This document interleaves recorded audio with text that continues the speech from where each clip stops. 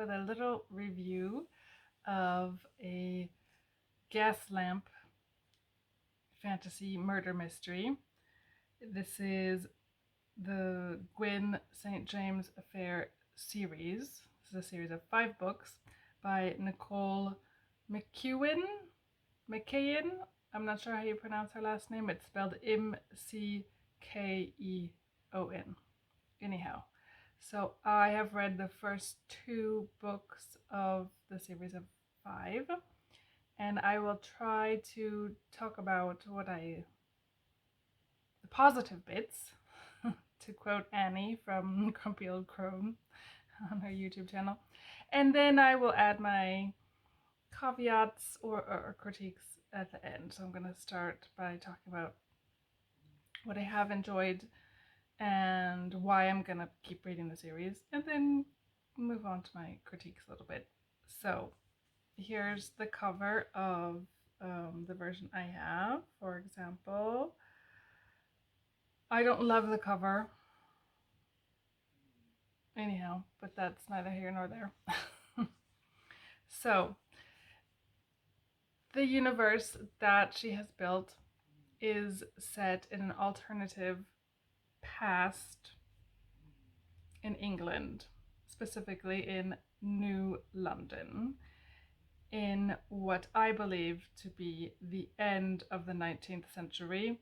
But this is not explicit. I'm just going on vibes and her descriptions of some of the clothing and the technology. But because it's an alternative past, there is alternative technology, etc. So, like I said, basically I'm going off vibes that I think it's in this sort of Victorian period. The cover art suggests more, Edwardian, so maybe early 1900s rather than late 1800s. Anyhow, it's not clear. So, New London is where the majority of the action takes place. The universe does exist in a world which has the same place names as our current world. So the main female character, centered around Gwen St. James, that's her name, has gone to Africa. Apparently, she has traveled to places in Europe. She mentions France. She mentions Haute Savoie.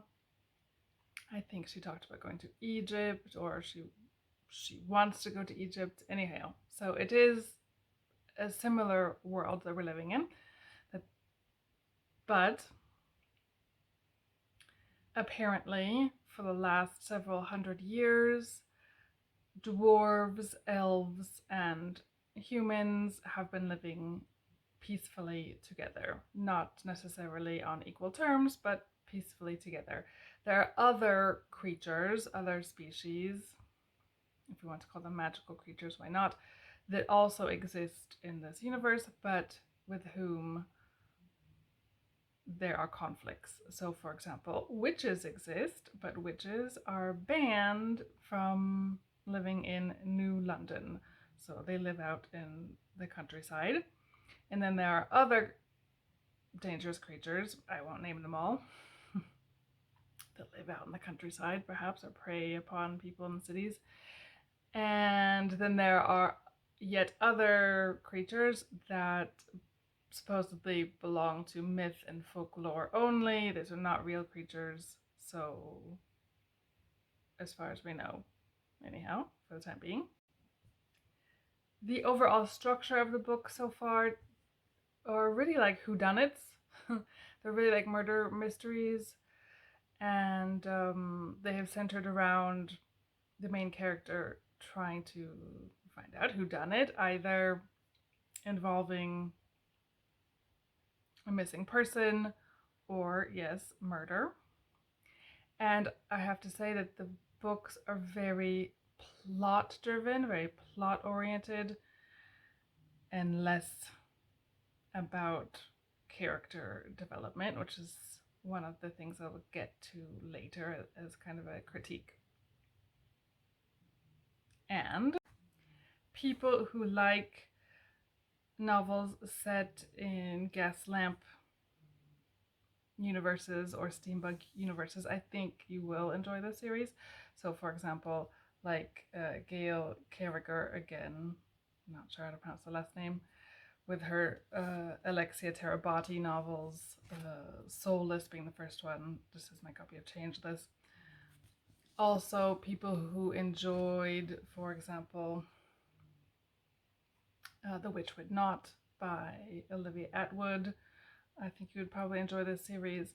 And even maybe if you enjoyed the Temeraire series by Naomi Novik, you could get into this as well. All three of those series that I just named, I think are better written because the character development is stronger. But if you can enjoy a book series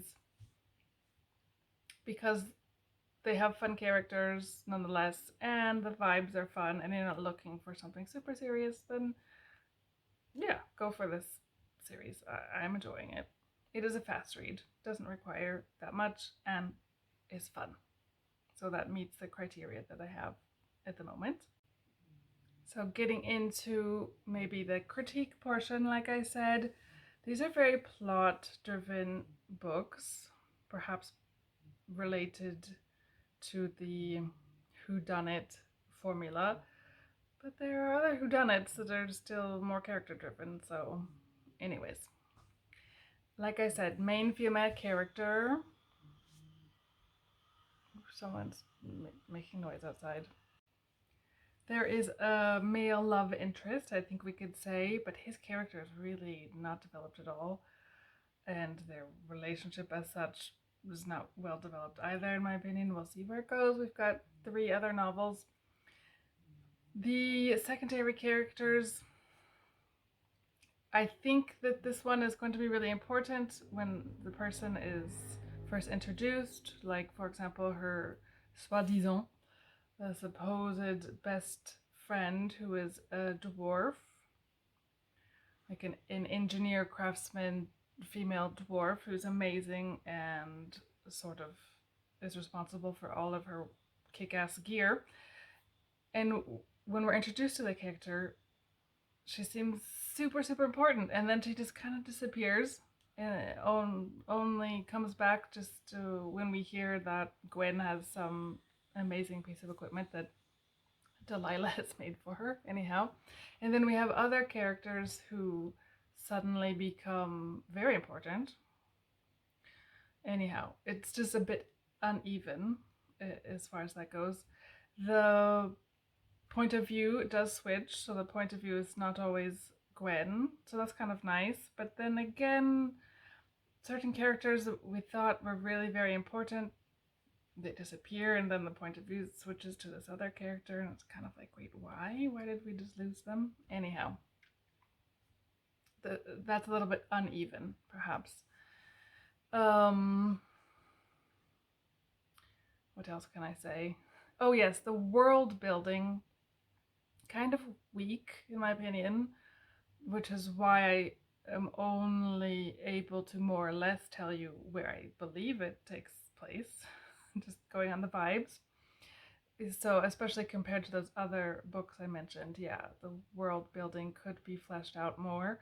These are fairly quick books to read because they're fairly short. So, I think if she added in some more descriptions of the physical layout and what the world actually looks like and smells like, etc., that could help, because all of that is very succinct. Nevertheless, there is an overall arc which she has put in place, again, sort of based on a plot-driven, action-driven structure. So I want to keep going because I want to see the resolution of these complications that she has put in place. Even though sometimes the resolutions so far have been a little, I don't know. I don't want to say they're flat, because every single time she is adding another element, another complication that then leads us to the following novel, right? So we do want to keep going. I don't know. I would say maybe the series is like a solid B if I had to give it a grade, so maybe I'm being a little overcritical. Yeah, I just want a little more world building, a little more character development, especially for some of the secondary characters. But overall, I am enjoying it. So yeah, Gwen St. James. If you like Gaslamp, steampunky vibes, alternative realities with witches, dwarves, elves, etc., new technologies, check it out.